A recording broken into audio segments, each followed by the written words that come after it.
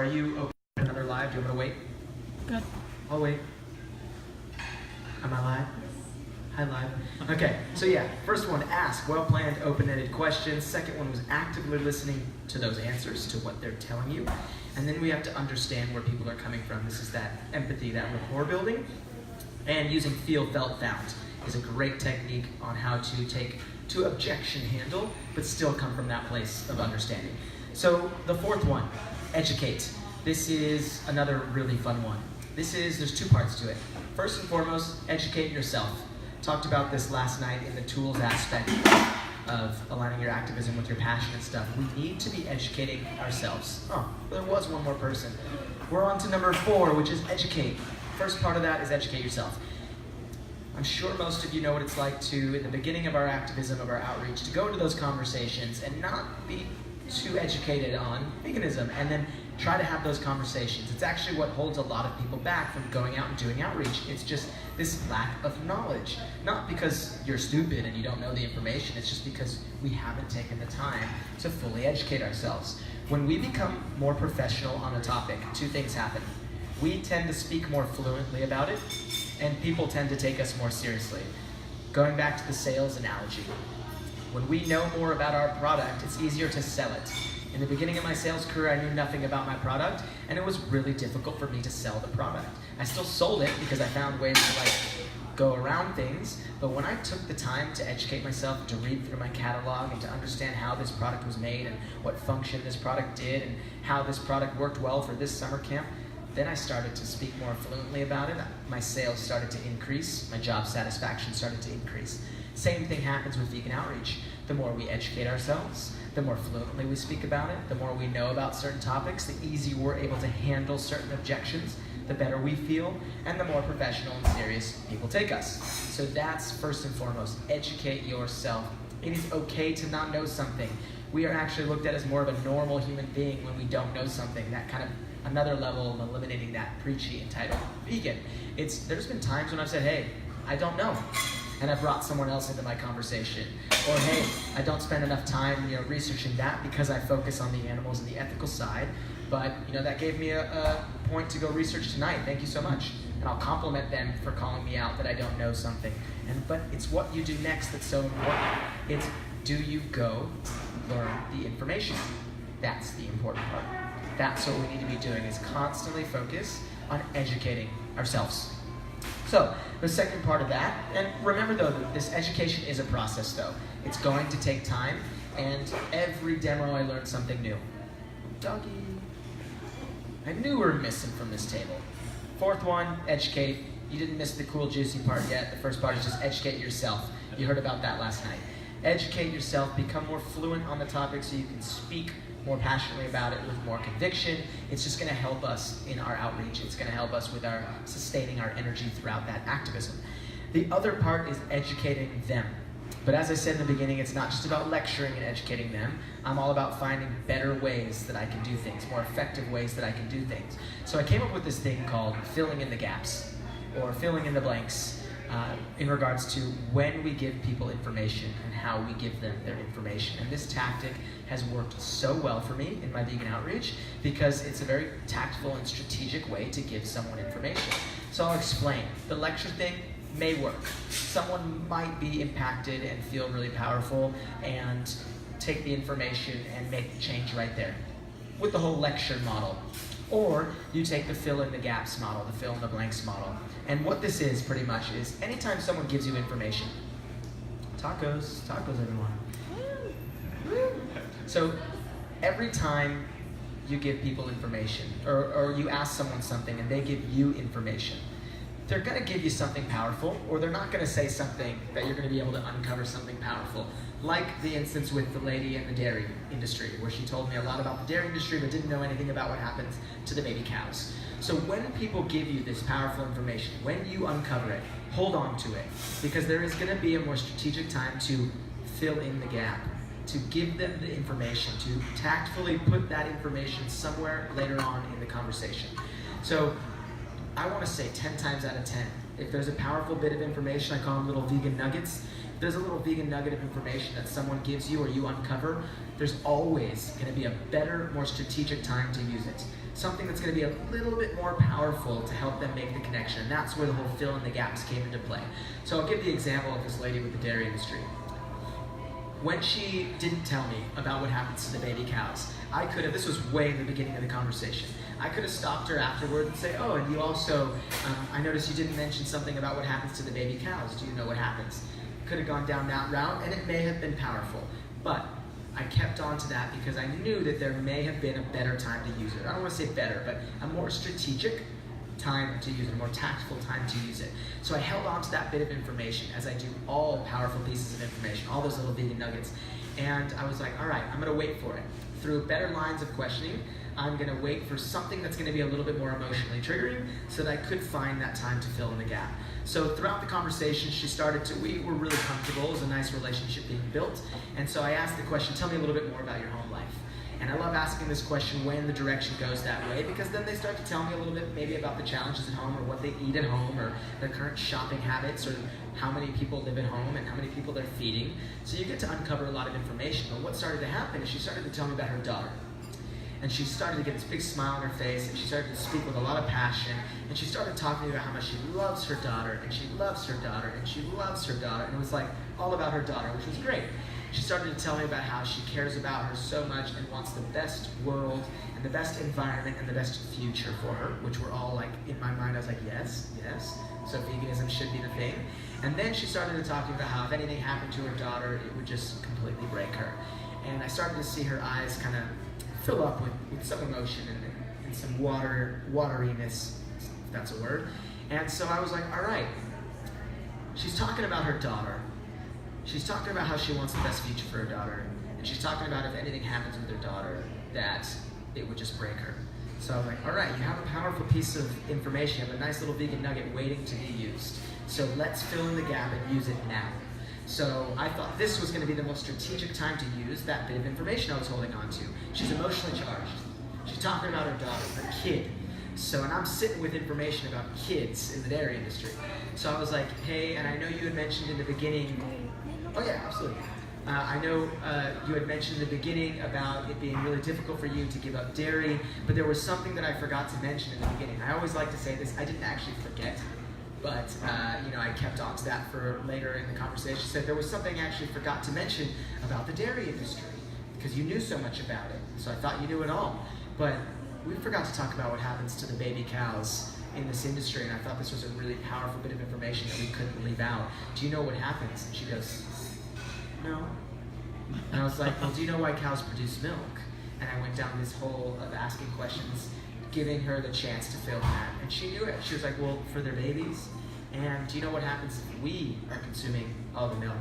Their babies don't get the milk. And do you know what happens if their babies don't get the milk? They get formula and they get separated from, and I was like, yes, this is what happens in the dairy industry. But do you know what happens at the end of the day, though, in the dairy industry for these babies? And then her eyes started to fill up and she started to cry. And she goes, they get killed, but obviously a lot more sad and crying. And I go, yeah, and that's the dairy industry. And she goes, I have to be vegan. I can't eat dairy anymore. She didn't mention anything about her daughter. She didn't go back to saying, my daughter. But because I found a really nice time to just put this, input this little piece of information, it impacted her in a way to where the connection was made. She was emotionally charged. An emotionally charged topic was brought in there, one that we had already talked about but not fully. I allowed her to come to that conclusion, and then I just slipped the information in at a time that I thought was best. Now, she may have made her own connection earlier on in the conversation if I would have brought it up, but I knew there was a more powerful way, an instant way for her to be like, you know what? Boom. And it just happened to come that way. And you'll see yourself asking certain questions to try to uncover bits and pieces about people's life that will tap them into their heart and emotionally charge them to make that connection. Because when people are at a heightened emotional state, that connection's a lot easier to make. Bridging the gap is a lot easier. Same thing with the lady with the egg industry, who with unhealthy 3 cholesterol-lowering medications a day. We were talking about that stuff, and she just goes, yeah, but I love eggs so much. And so I brought up something about, but didn't you tell me you were on 3 cholesterol-lowering medications? She goes, yeah, what does that have to do with eating eggs? And I go, but remember though, she didn't know about the unhealthy side. She didn't. And so at this time, I was like, and that's why I kept this information. And that's why I led this question that way, to be like, well, like, but you still eat eggs. She goes, what does that have to do with it? I go, don't you know how unhealthy eggs are? She goes, eggs are unhealthy? I thought they just have a high amount of protein. And I go, I know. I thought that too. Feel, felt, found kind of thing. And I was like, that's where I was. And she goes, wait, what else is in eggs? And I go, cholesterol. And she was so shocked to find that information, that connection was just like, boom. She just made the connection in her head. She goes, what do you mean? I go, well, it's actually like not legal to call any foods in the United States as healthy or a part of a well-balanced diet if there's above 98 milligrams of dietary cholesterol. She goes, there's over 98 milligrams of dietary cholesterol? And I was like, yeah, there's like 150 something in eggs. She goes, I had no idea. Are you saying that if I stop eating eggs, that I might be able to lower my cholesterol? I go, my friends, like, watch what the hell. Like, people are able to get off of their medication because they're not eating the foods that contain cholesterol. Plants don't contain the same dietary cholesterol that animal products do. So when I told that to her, and I put that information in there at a time that I thought she needed it best, when it was like loaded and just ready for her, she was able to make that connection a lot easier. It was at the perfect time for her. So a good way to remember how to use this tactic of filling in the gaps and educating them in a more tactful way is when anyone gives you a powerful bit of information, majority of the time it's going to be what they don't say, what they don't know. When they don't know a very powerful part of an industry, dairy industry, egg industry, wool, leather, 9 times out of 10, I'll say 9 times out of 10 to not be perfect, but 9 times out of 10 there's going to be a more strategic way to give them that information. Hold on to that information and focus on asking different questions that are going to emotionally charge them.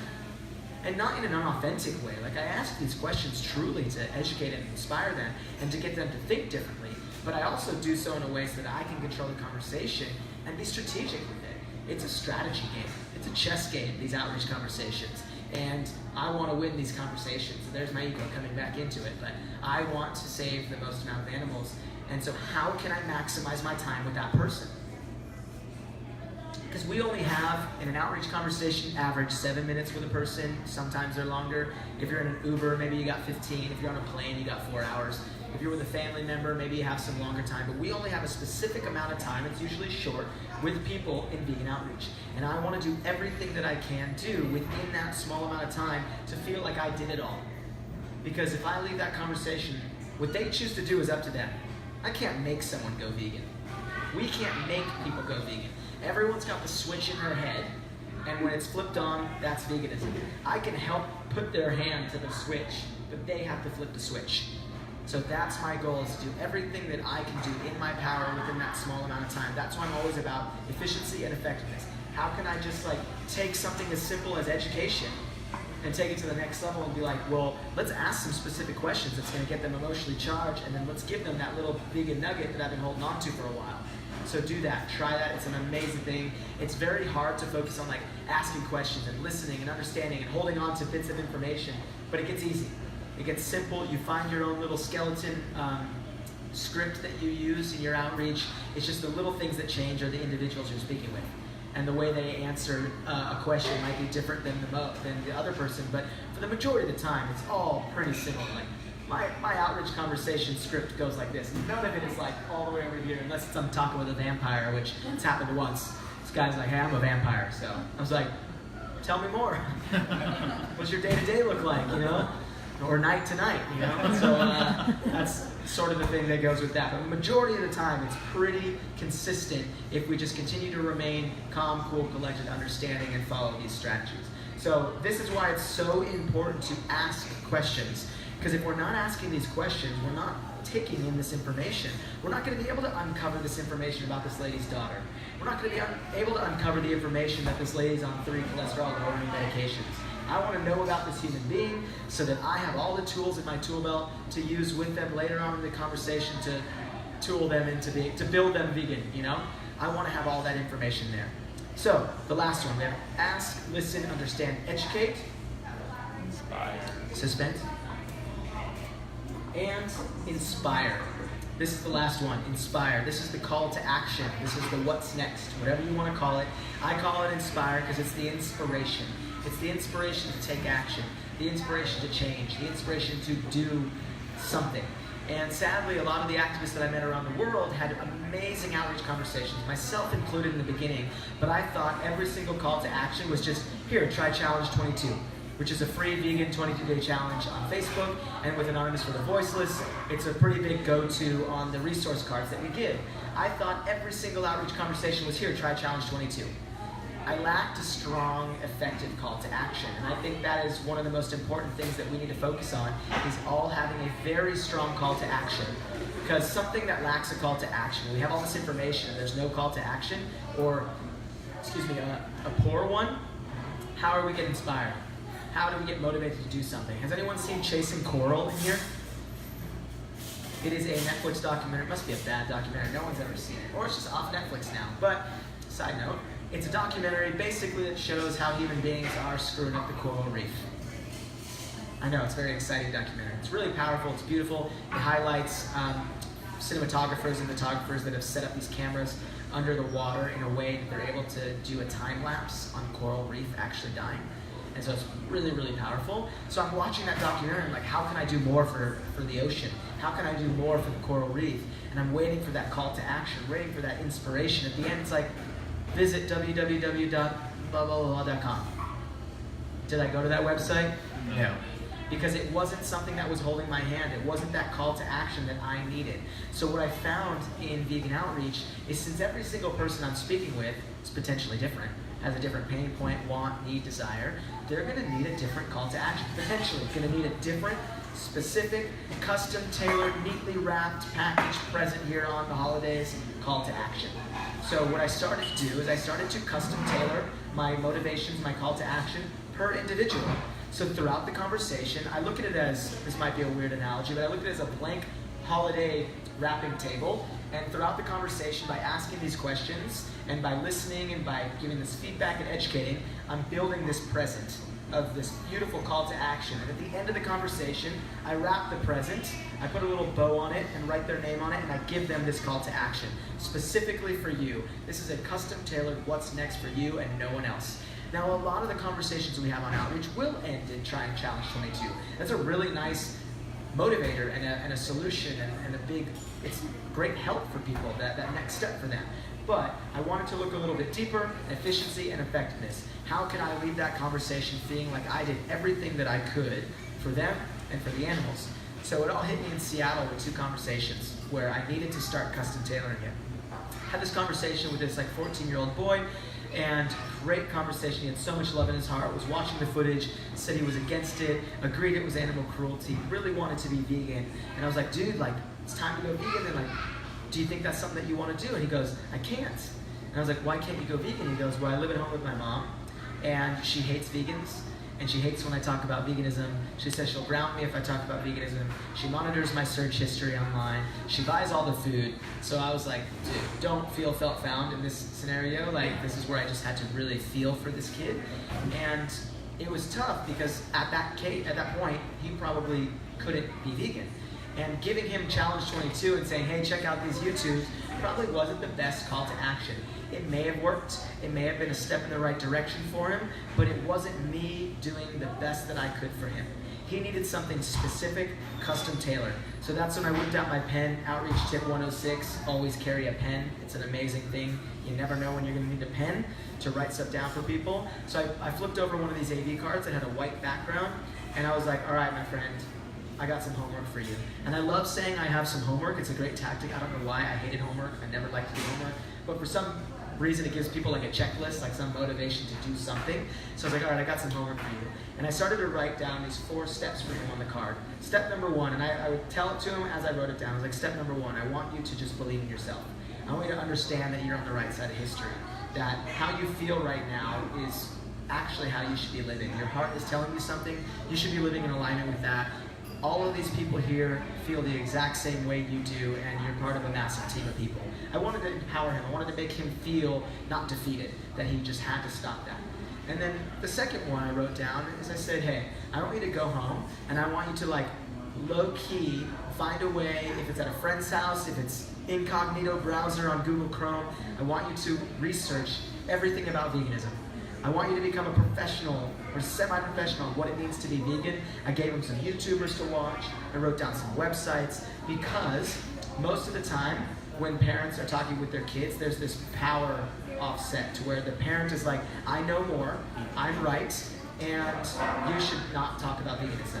So I wanted him to educate himself. So one, he learned more about himself and about veganism. And two, maybe next time his mom has that conversation with him, he's more educated. Now he can like come back with some objection handling with his mom and cite studies and websites.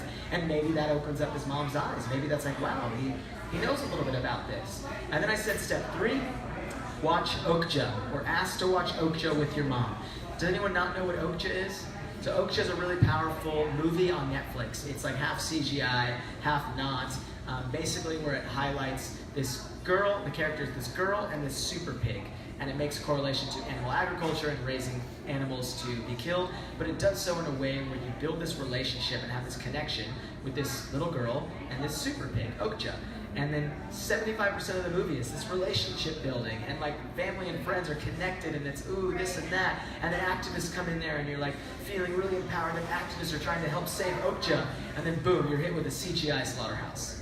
And then you're like, oh, that's the connection they just made. And so this is a great way that I find to like trick parents or families into watching something animal agriculture and veganism related, is to watch Okja, because I think it's very family oriented and it's just graphic enough to help parents make the connection but not scare kids away because it is CGI. So I was like, ask your mom to watch Okja with you. Just say, hey, this is something that you really want to watch. Say that it's a school project and you need your mom to watch it. I don't care. Like, try to get your mom to watch Okja, because I've heard a lot of positive feedback from families who have watched that and have either given up eating pig right away or have gone vegan, because they built this like connection with Okja and with this little girl, and she wants to save Okja, and like Okja you can feel and see the pain, and then boom, at the end of the movie. So it keeps you with it for an hour and something of the movie, and then it hits you with the heavy stuff at the end. And then the ending of the movie is really powerful too.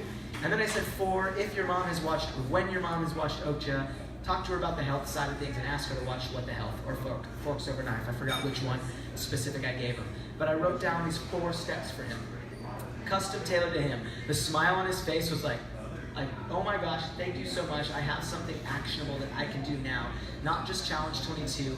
I cared about him, and that showed. And he felt that. So anytime we care about the people, I truly care about everyone I'm speaking with on Outreach, because I want them to better themselves as human beings, which is going to better humanity. I want them to better life for the animals and for our planet.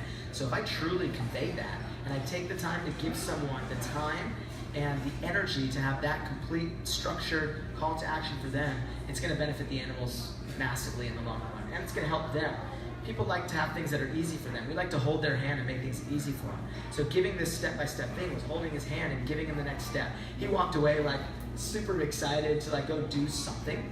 And that's a beautiful thing, because if I would have just given him a card and said, try Challenge 22, he may have walked away and been like, well, can't go on Facebook anyway, my mom's gonna monitor this stuff, I don't know what to do, and would have got defeated. Because now, he's 14, in 4 years he might go to college. In 1 year, his mom might ask him a question, and he might have the knowledge to convey the message properly. His mom might watch Okja and now want to be vegan. I don't know.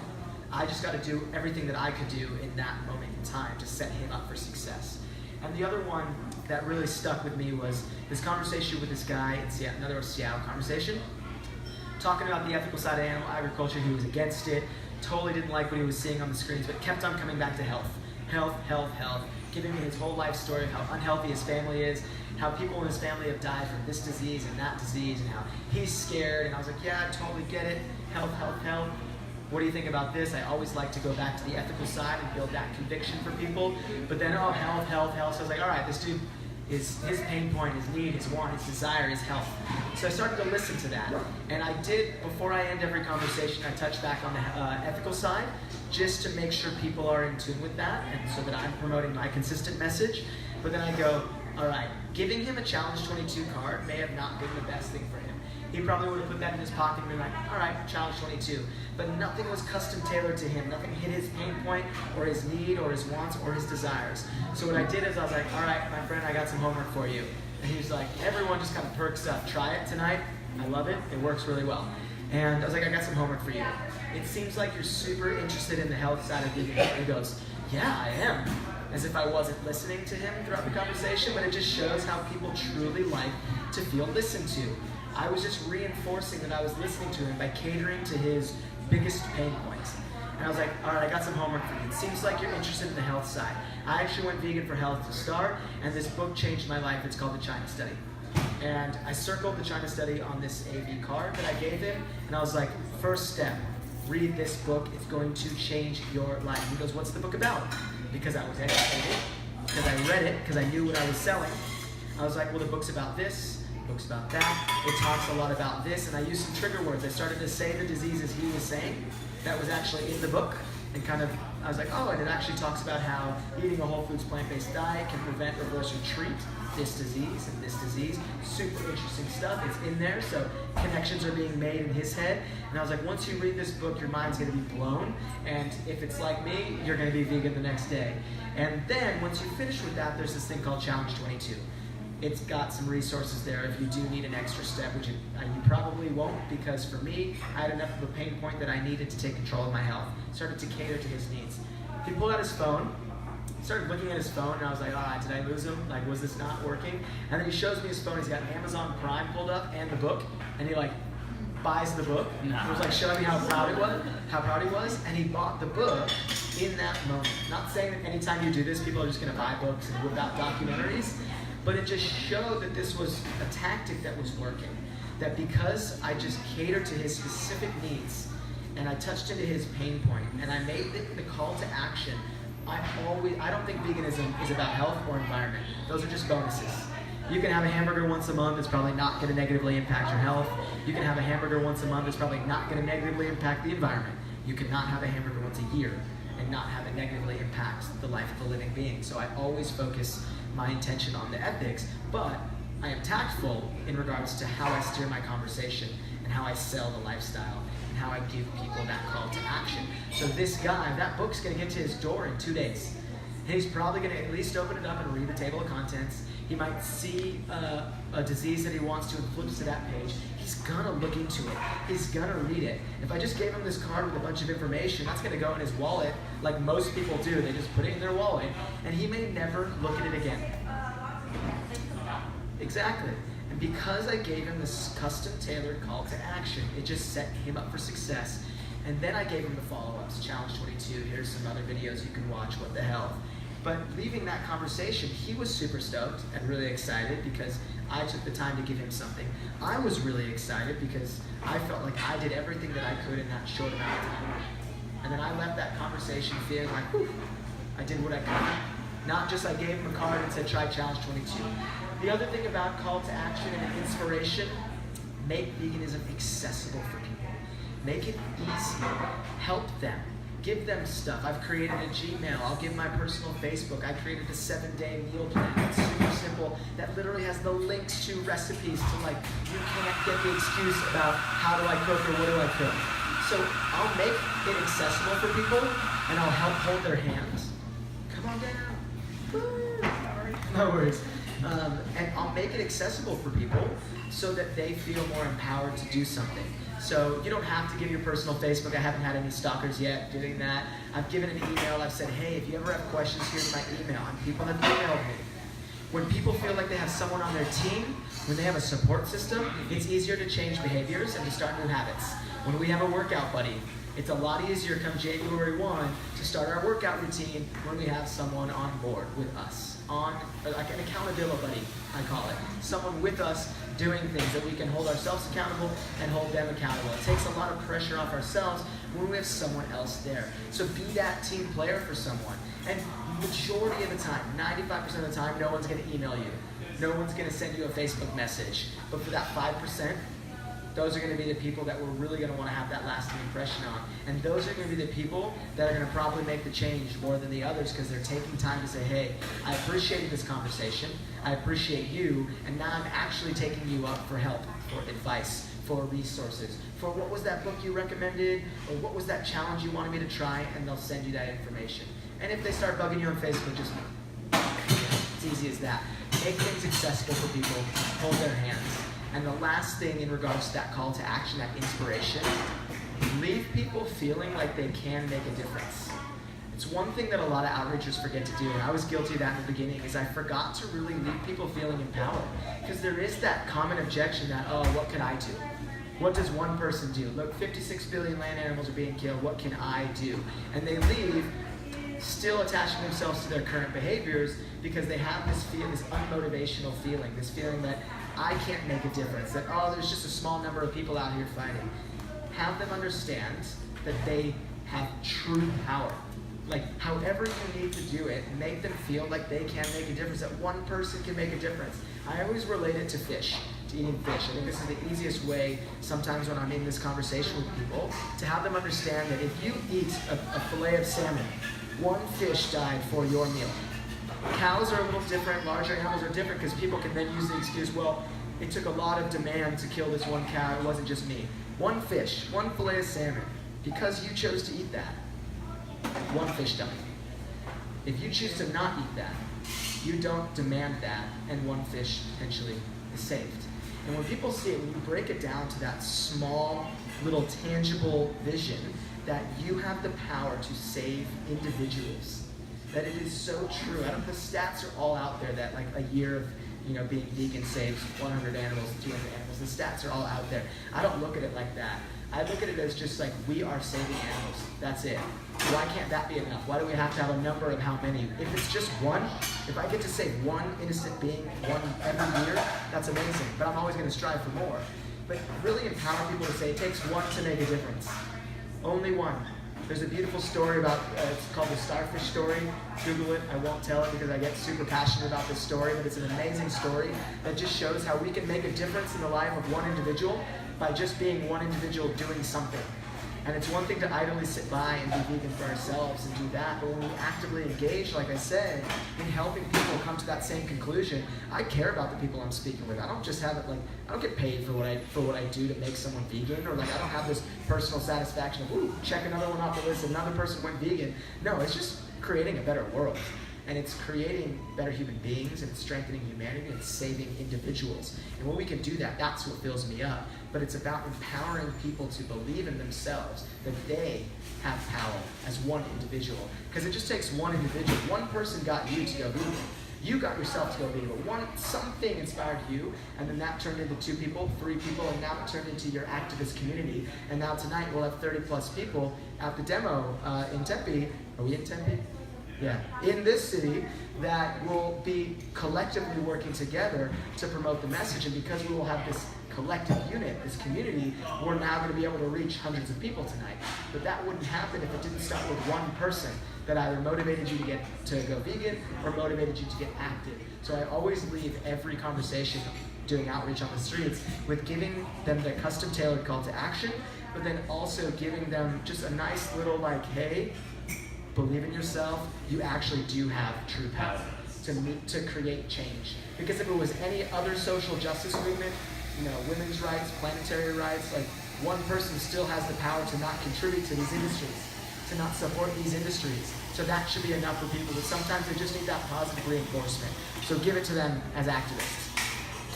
And then lastly, just wanted to sum up those things before we do a little Q&A here. It's ask well-planned, open-ended questions. Super important to do this, because if we're not asking questions, we're not uncovering information. And use that Socratic method of questioning. Ask questions that are going to be thought-provoking, that are going to get people to think for themselves in their mind, and maybe challenge their own beliefs in their head, and get people to start thinking with their heart. Ask specific questions that takes them away from that cognitive dissonance, that brain speaking, that just giving you all the objections because they don't want to think that maybe their current actions are causing harm to other beings. Get them to start thinking with here, a lot more will get uncovered. Treat your conversations as building and strengthening relationships. Respect, trust, rapport, create this nice safe space, more information is going to get uncovered. Second one was listen. Listen to the information they're giving you. Actively listen, because when you actively listen, people feel more respected, trusted, and understood, and they're going to give you more information. They're going to feel more comfortable to give you more information. Also listen to people's nonverbals, what their eye contact's telling you, their tonality, their body posture. If someone's like this and like moving away from the conversation, maybe like tone down your approach a little bit. And then you gotta understand where people are coming from. This is that empathy, that rapport building.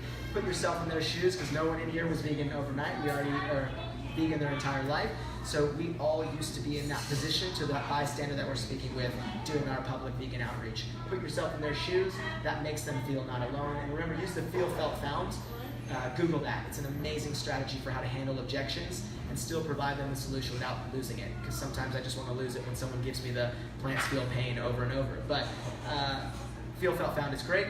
Educate yourself, and educate them by filling in the gaps. Hold on to that powerful information, and then like strategically put that information in there. And then the last one was inspire. Call to action. Make it easy for them. Give them that custom tailored call to action. If you are paying attention to people throughout that conversation, if you're asking good questions and actively listening, you're going to be building that little gift and wrapping that for that call to action. You're going to know what their pain point is. I knew that guy's pain point was health. If you're listening to someone, you're going to understand what's charging them, what's getting them emotionally charged, and tailor your call to action towards that. But always check in with the ethical side. Majority of the time, it's an ethical pain point anyway, so you don't have to worry about that, but do that. Give them that custom tailored call to action. If you utilize all of these strategies, your outreach will just get taken to the next level. Life will get taken to the next level. I do them in just non-outreach conversations, just in life. I try to listen to people more. I try to ask more thought-provoking questions and be a better communicator with my friends and my family. And I used to all just be, the ego was so present in my life, and I'm battling it daily still about focusing more on the human being that I'm speaking with in front of me. The more we can focus on the other people in our lives as well, the stronger our relationships are going to be, and I think the more we're going to evolve, and that new stream of consciousness, we're going to be able to get there a little bit sooner. And then what I highly recommend people, how many of you are going to the Cube tonight? Sweet, I like it, almost everyone. So if you're going to that tonight, don't feel pressure to use all of these strategies tonight. It's a lot. What I actually encourage people to do is pick one of them that you're just really stoked about. Like if it's just you want to ask more questions, if it's you want to be a better listener, if you want to work on understanding and using some of that understanding language, the feel, felt, found, to understand where people are coming from, or if it's just you want to work on your call to action, choose one and focus on that tonight. And just go in tonight and just start asking more questions. Write some stuff down before the Cube of Truth, or come ask me for some list of questions, and just figure out some new thought-provoking questions that you can ask. And get better at incorporating questions, because I know a lot of people are a little bit more afraid to use this Socratic question because they feel like a robot when they're out on the streets asking these questions, and they don't want to be like called out by the person that they're speaking with. It just gets into being with your flow, where if you're starting to ask these questions over and over and getting this repetition, it just comes, you find a way how to kind of say your question in a joke, or laugh when you do this, or slide the question in there in an easy way to where they feel like you're not even asking them a question and they're being judged, even though you're not coming from a place of judgment. And just pick one of those strategies and do that really, really well. And then the next time, or in 3 demos, focus on listening. And then the next demo, focus on doing that fill in the gap thing, giving that information at that strategic, tactful time that's going to be best suited for them. So I think that would be my advice to you for doing that, and because it's a lot to take in, but these are a lot of really tangible, actionable steps that we could take. And I've had really good feedback from people who have come to these workshops, and then we'll do the Cube of Truth afterwards, like tonight, and they'll come up to me and they'll be like, oh, I said the whole, I have some homework for you, and it put a smile on people's face, and they were more intent, focused when I was giving them the call to action, or I tried to feel, felt, found, and it really, really worked. And so all of this stuff that I talked about tonight has worked for people. None of it has failed. And I will say that using this, and I'll end with this, 99%, I don't want this to sound arrogant or cocky, because I'll define it in a second, but 99% of all of my outreach conversations end successfully. But it's about defining what is a successful outreach conversation. And it doesn't mean that 99.9% of my conversations end with someone going vegan. It means that 99.9% of all my conversations are created in a space where there is trust, respect, non-judgment, and understanding. Where people aren't hating me as the vegan activist for speaking my truth or the truth. People don't think that I'm this preachy, entitled person. And they leave with a smile on their face. They leave with a little bit more information than they started with, or a lot of information. That's what a successful conversation is for me. If they choose to go vegan, and yes, I do have a lot of conversations where people, as much as they say in the moment, want to change their behaviors right now and are so moved by the conversation and the footage that they do, but the majority don't.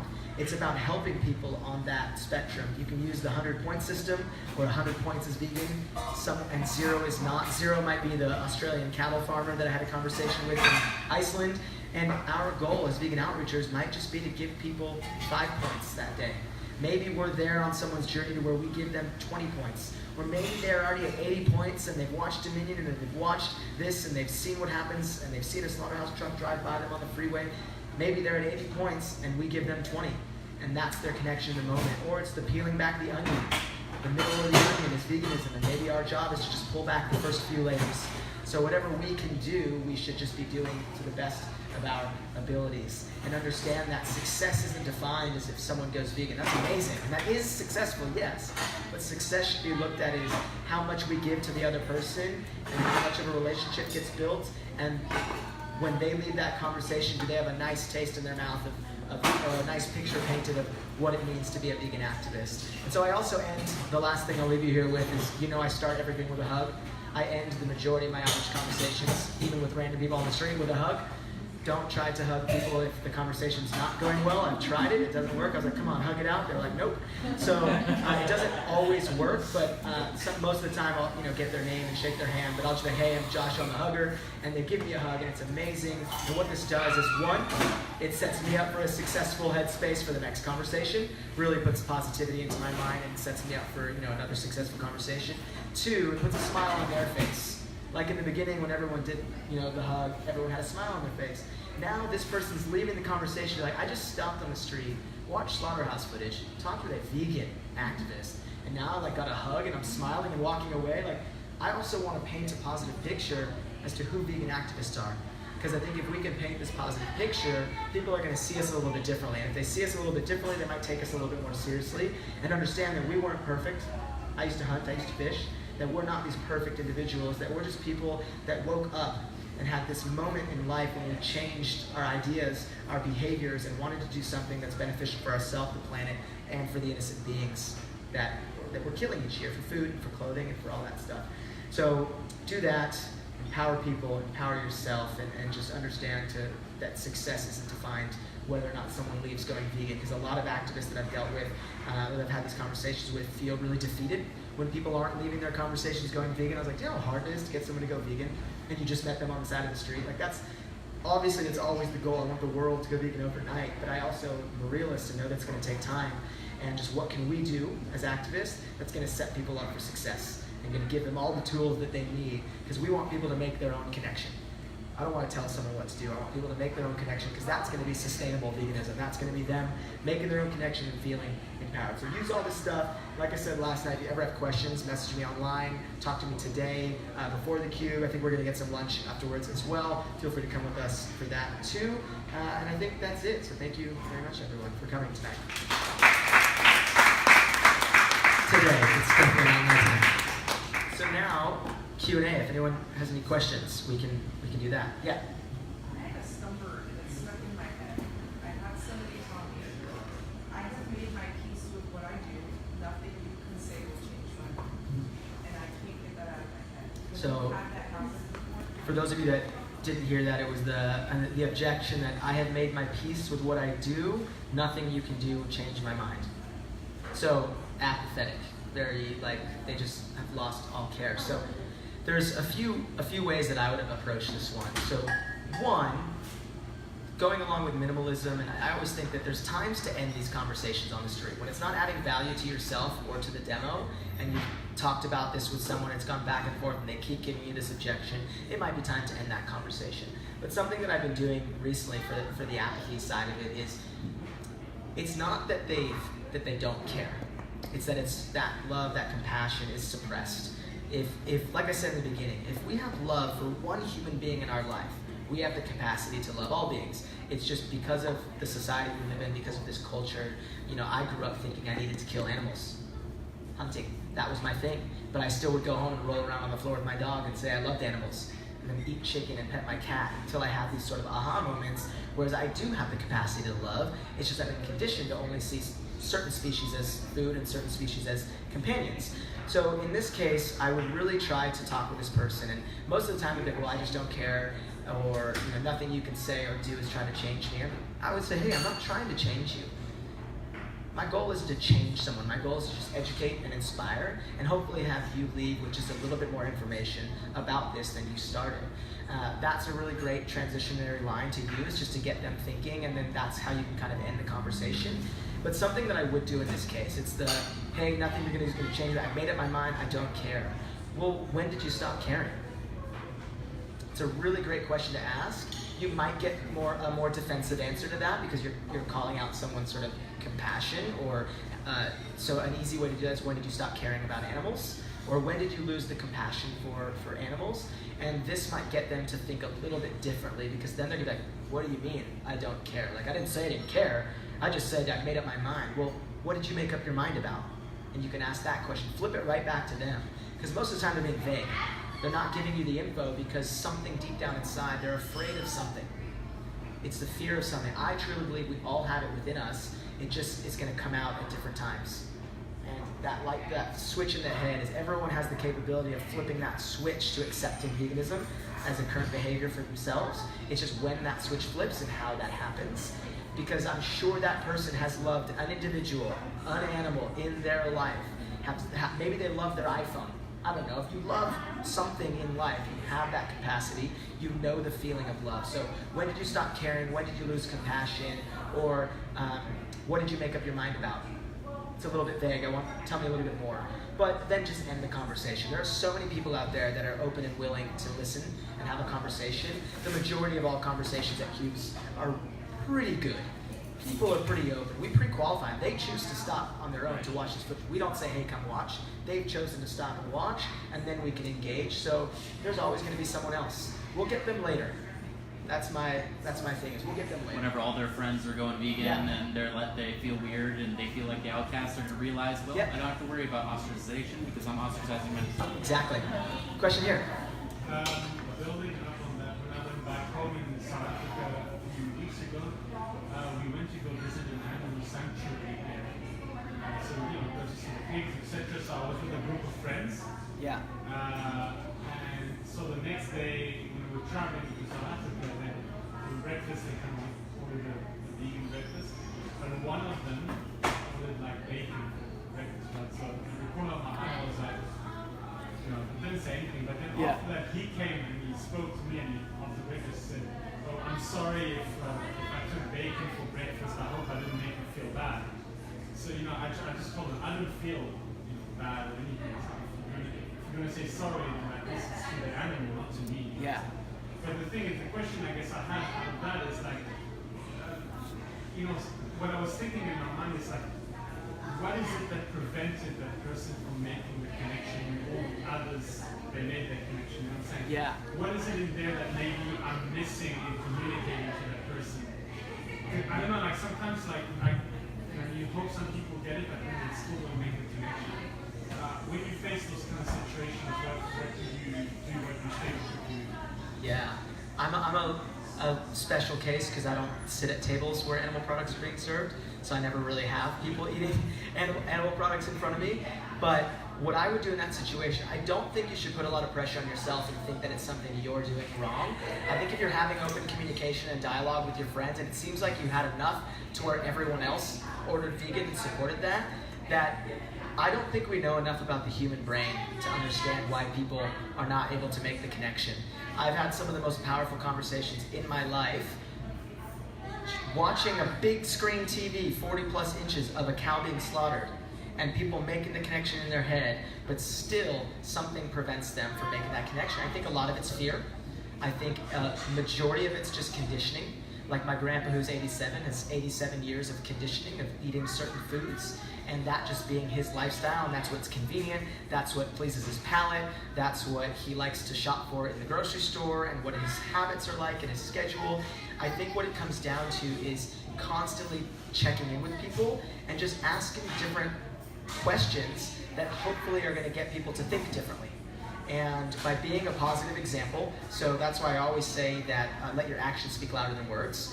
Be an activist. Be someone who goes out and speaks the truth in a nice, compassionate, and understanding way, so that the ones closest to you, because for my friends stop talking to me, or my family stop talking to me, or stop talking about veganism, don't talk to them about veganism. Go out, be active, and they'll notice. They'll see what you're doing, And it just is going to take time for that friend to kind of like you said in the beginning, to sit there and be like, you know what? Like, if I had to say sorry, he was saying sorry for himself. He wasn't saying sorry to you. He wasn't saying sorry to the animals. He was saying sorry because he truly felt bad and feel like he needed to make amends for himself, though. That's what I believe. And because we all do it when we do something to someone where we feel like we could have done something different, or we were mean to someone and we feel bad about ourselves that we did something to them. Yes, we hurt someone else, but we feel bad, and the ego kicks in and we want to have a clear conscience, right? So I think it's just keep educating, keep inspiring, keep asking some thought-provoking questions. Try to get them to watch Dominion. Pay them.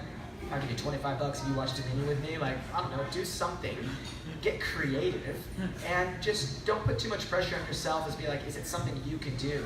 Because I know someone, one of my best friends who's not vegan, he agrees with every single thing that I do. Agrees with the vegan movement, knows that veganism is right for the planet, for the environment, or for animals and for the health, but still won't go vegan because he's lazy. And that's his own thing. I respect that because there's no excuse for it. I don't agree with it, and it's tough, and so I just don't talk to him about veganism. He saw that I quit my job and traveled the world last year doing activism. I've showed him videos of me inside of a slaughterhouse, and I've done this stuff, and I check in with him from time to time, but he's not my target audience right now. We'll get him later. He'll have to make the change, and it's going to be some other external force that forces him. Something that's going to hit. Maybe it's sadly a health ailment. Maybe he's got a love for a part of the environment. He realizes that veganism is the solution. So I think continue to let your actions speak louder than your words, and continue to motivate and inspire. And I would also recommend, if you don't know anything about the Liberation Pledge, but sometimes taking a strong act of protest and not sitting at a table where those animal products are being served, and encouraging people to sit at vegan tables with you. If you only had one person who's not there, that person's going to want to join. That person's going to eat vegan if you present and say, hey, we're going to go to a vegan restaurant. Publicly encourage people to come to eat vegan with you, and then that's going to be a really nice place for an environment for you, headspace-wise. And now you can have a really positive and open conversation about veganism, why people are eating vegan food. That's the best way to have people make that connection, is when they can actually see the food's there. Not when they're eating the body parts of animals and you're calling them out for it. That's how they put up that wall. That's where the defensiveness comes into play. So yeah, just keep doing you, and just keep being active, and asking more questions, and encouraging them to come eat vegan. Yeah? Thanks for the great talk. My question is related to situations that come across from doing outreach. It's just like when I'm talking to some people, you kind of just feel like it's not being very productive. Like, it could be because they're apathetic, or maybe they just want to argue for the sake of arguing. And one side of me is thinking, like, okay, so I still want to talk to this person because they really need to hear the things that I have to say. And another part of me is thinking, this is useless. Like, we're not going anywhere. I'd rather be talking to other people who are more open-minded. So my question is, when I'm trying to talk between these feelings, how do I sort of lead that one conversation in a respectful way when the other person actually wants to keep arguing and then move on? Great question. Did everyone hear that? So how do you make that decision? How do you end the conversation? I think key thing comes down to, and I always relate this to conversations, is the conversation adding value to you and the demo? If it's not, if someone's yelling and arguing and then people are looking at the demo and not coming by, that's not adding value to the demo. If it's going around and around and around, and now you're 15, 20 minutes in, and you just want to speak to them because you want to get the message across, stop the conversation. Your gut will tell you when to stop the conversation. I tell you, there are so many more people out there that are ready to hear this information. So many more people that the outliers are actually the ones that are there just to argue. So I think you should listen to your gut, and when in doubt, stop the conversation.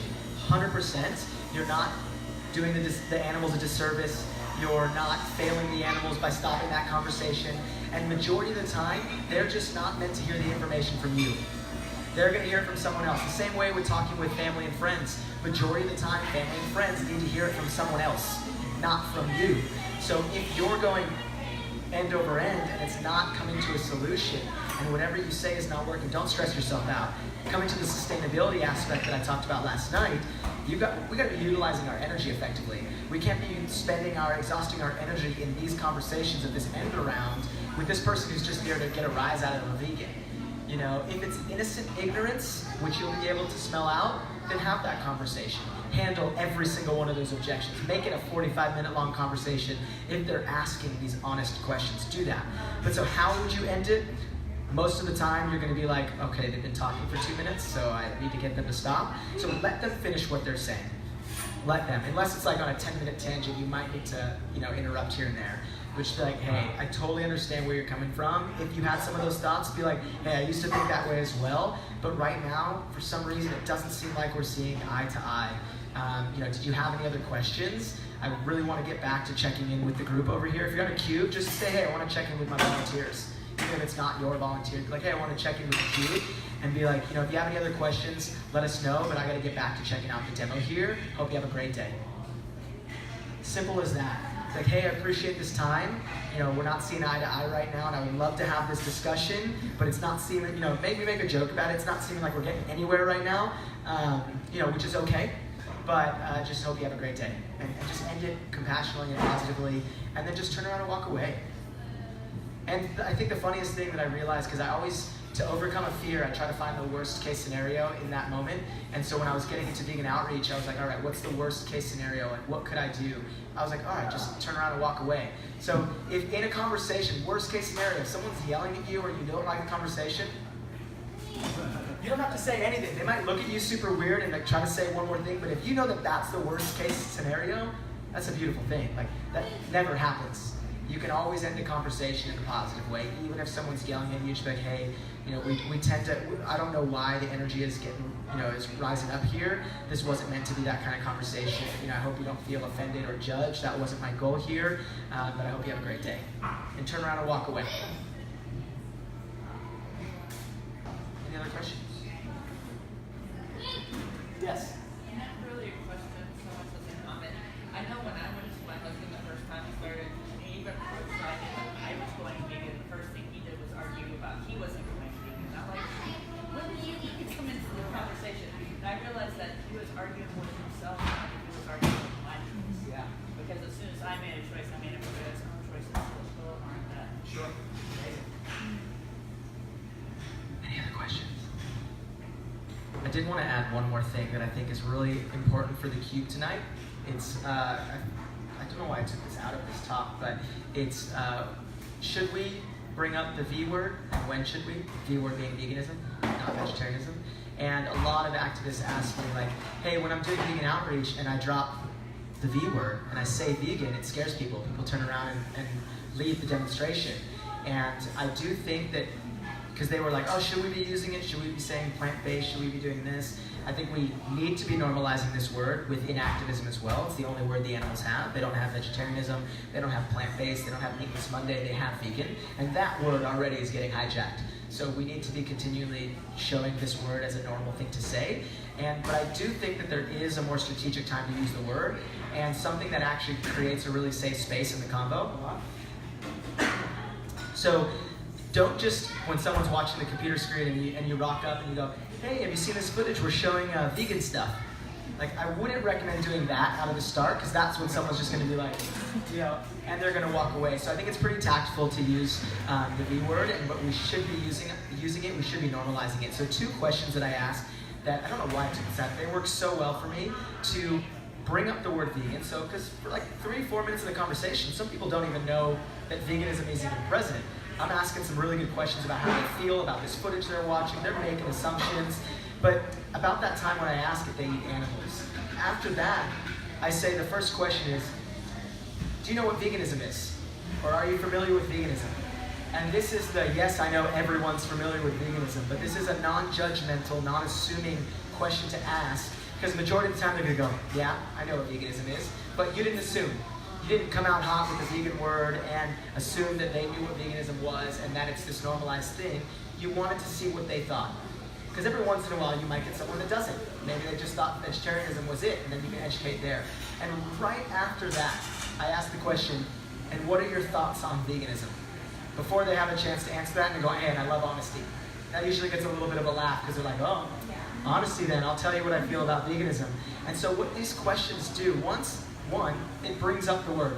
It normalizes it. People understand now. They've made the connection. For a cube of truth, specifically for this action tonight, this now normalizes the word, and now they've made the connection. Oh, slaughterhouse footage, veganism, okay, that's what you're talking about. Two, it gives them the opportunity to tell you information, which is what we love, what we want. And then by asking that question, what are your thoughts on veganism? And hey, I love honesty. It gives them the space, and they're going to tell you, they're going to take one of two directions. Oh, hey, like, you know, I get it. I have a sister who's vegan. I totally support it, but I can't be vegan because of A, B, and C. Or the, hey, I'm vegan. Or on this side, oh, I freaking hate vegans. They're so preachy and annoying and this and that. Both are beautiful answers because they're going to tell you how to direct the rest of the conversation.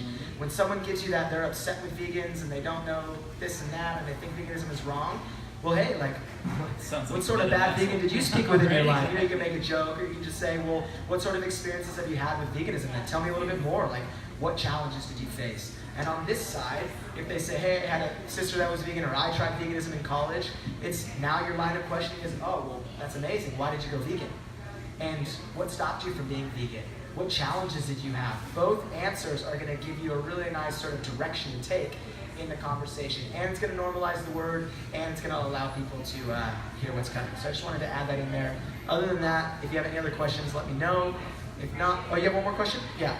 I find that most of my friends who say they won't go vegetarian or vegan, they say they feel like they need the products. And I know that I've done the research, and it doesn't seem to be true. They really feel that way. Yeah. And I'm just like baffled about this. I have some theories.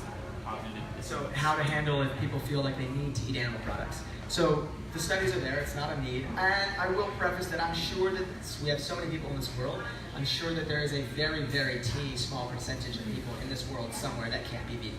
I like somewhere in this world. You know, and I think we have to take, when people bring up health concerns, I think we can't just feel, felt, found them and handle their objections. We have to be really mindful when people bring up their health side of things. We don't know about that person's life. We don't know what they deal with. I've had a conversation with a lady who told me about this like bacteria gut eating thing that she has going on where she can't process starchy or fibrous foods, plants, you know, and I was like, well, do you only eat meat for calories? She goes, yeah, and she was ethically there. So that's a different story. But for people that say they need animals, if they're friends, I say, why do you need them? It's the same question I asked in the beginning, why? Flip it back to them. Let them tell you why, because there's always something else that you can uncover, I believe. In sales, in vegan outreach, there is something there that they're not saying. Maybe they just don't know what they're not saying, and they need to figure that out through proper questioning and answers. And maybe it's, you know, like, has anyone seen the Tony Robbins documentary on Netflix? Amazing documentary, highly recommend watching. I think it's called Date with Destiny. He uses the Socratic method so well, and basically this lady stands up in his retreat and talks about her problems, and he's supposed to fix their problems. And she says something about her eating habits. Like, my eating habits are wrong, and that's what's bringing me down. Through flipping it back on her, well, tell me a little bit about those eating habits. And by asking questions and taking her on this like 7-minute journey of only asking questions, pretty much got her to say she has issues with her father. And it had nothing to do with her diet. So in this case, when friends especially, because you have that relationship with them, say, hey, I need to eat animal products. Well, why do you need to eat animal products? Don't give them the research yet, because then you're the preachy entitled vegan. Ask about them. Let them tell you why they need animal products. Well, I need it for protein. Well, you know, hey, I used to think I needed to eat protein, but have you ever done any research on where protein comes from? Yeah. They actually will say that there's something inherent. And see, I don't understand. I went vegetarian a very long time ago. Yeah. But they just believe that there's something inherent about the meat, and it's. I think that's just synapses in the brain and conditioning, and we've just been wired to be accustomed to these tastes and these pleasures. It's the same thing I talked about in the beginning. Every behavior we have in life is dictated based off whether we assign pain or pleasure to the outcome. So they've just assigned enough pleasure to eating animal products, and that touches everything. Same with the way social media works. When we get a like or a comment, that releases the dopamine in our brain, and we're like, boom, I like social media. And those platforms are designed to do that to us. So that's the way animal products, I feel, are designed in our bodies. We become so conditioned that we actually feel like we are reliant on these products. So I would just say a really good line of questioning to ask them why they inherently feel like they, is it a spiritual connection? Is it God? Is it environmentally speaking? Is it evolutionary? I actually have a few more different stuff on this line, but Yeah, we can talk about that after as well. I just think that you should continue to really push people to think differently and to expand that consciousness. Josh, we have a question on the live Question stream. on the live stream. Sam asked, she says that she has a person in her life, a friend, who understands that veganism is the best for the environment, animals, and for themselves. Her question is, how do you maintain a strong relationship with that person who refuses to align their actions with their morals for lazy reasons? Ooh. Close friend. Thank you for sitting and eating and listening. Yeah. How do you, close friend or family? She said close friend. Very apathetic, I'm assuming, and this and that. So I think in this case, most importantly, is you have to take care of yourself. It's hard to say, and I don't want to talk about kicking people to the curb like I talked about yesterday about eliminating toxicity from our life, even if it's in the form of a person. I think that if you've done everything that you could, and you've given your energy and your time and your strength, giving information to this person, they're just not ready to hear it from you. Maybe they need to hear it from someone else. So 2 things I would recommend. 1, stop talking about veganism with that person. Don't involve the time you spend time with each other around food. Do other things. Unless they're coming with you and supporting you at a vegan restaurant, try to not have the time you spend with this individual be around food. Don't allow anything to trigger that conversation. And just go hang out. Stop talking about veganism unless they bring it up and have a question. And when you see them trying to trigger you and stuff, that means they actually care about something and want to hear about it. Or the other thing is just separate yourself from them for a little. I know that's not the most positive thing to hear, but we got to take care of ourselves. And if someone's not ready to hear it, just minimize the time you spend time with them and don't make it around food. And allow someone else to reach them, because it's obviously not working from you. The time isn't there. And it's hard. This is one of the hardest scenarios, especially if it's closest family or friends. But we got to take care of ourselves. I'm not going to go spend time with a good friend if all they're doing is talking crap about veganism and my lifestyle. Because every single day, the animals, it's a long downward dog stretch. Because every single day, those are the animals, the individuals I'm fighting for. And so I'm going to surround myself, even if it means breaking some relationships in the meantime. Relationships can always mend. This person could have a wake-up moment and be like, oh crap, this is really offending them. Or have an open and honest conversation with that person and be like, hey, it's really tough to spend time with you right now because I love you so much and I care about you so much. And I know we had shared values and beliefs, but for some reason I'm having a hard time understanding why someone like you can't see this. What is it? Is there anything else that's going on in there? Sometimes you gotta just put your heart on the table and have that conversation. But long story short, take time for you and make yourself important, or spend time with that friend not around food. I do that. I got a best friend who we don't talk about veganism. When I got back from 14 months of travel, seeing him for the first time, hey, how was your trip? It was really great. I spent 14 months going inside of slaughterhouses and having vegan outreach conversations. We have that mutual kind of gray area where we're just not talking about it. And then we do our other stuff. And it's still kind of an act of protest by not talking about it because there's that level of uncomfort for them. So I hope that answers your question, live stream, buddy. Sam. Cool, so thank you again, everyone. Feel free to hang out here, or I think we're gonna go to lunch somewhere. Anyone's welcome. We got a Cuba Truth tonight at 6:30 p.m. on Mill Street, or Mill Ave? Mill Ave. Mill Ave here in Tempe. I thought it was Tempe, so I learned something new every day. Educate yourself. Yep, we are here in Tempe. And yeah, tonight, 6:30. Come get active. Has anyone not been to a cube that's coming tonight? Dope. Cool. So wear as close to all black as possible if you can. You do not have to feel pressure to do outreach. This is something where you can totally get in the queue and hold a sign or hold a screen or hold a computer. So many different ways that you can get active. Even if you just want to come to view it and just be a member of someone who's watching what's going on. Just being there, strength in numbers. So that's tonight, 6:30. These two right here will be here to answer any questions if you have.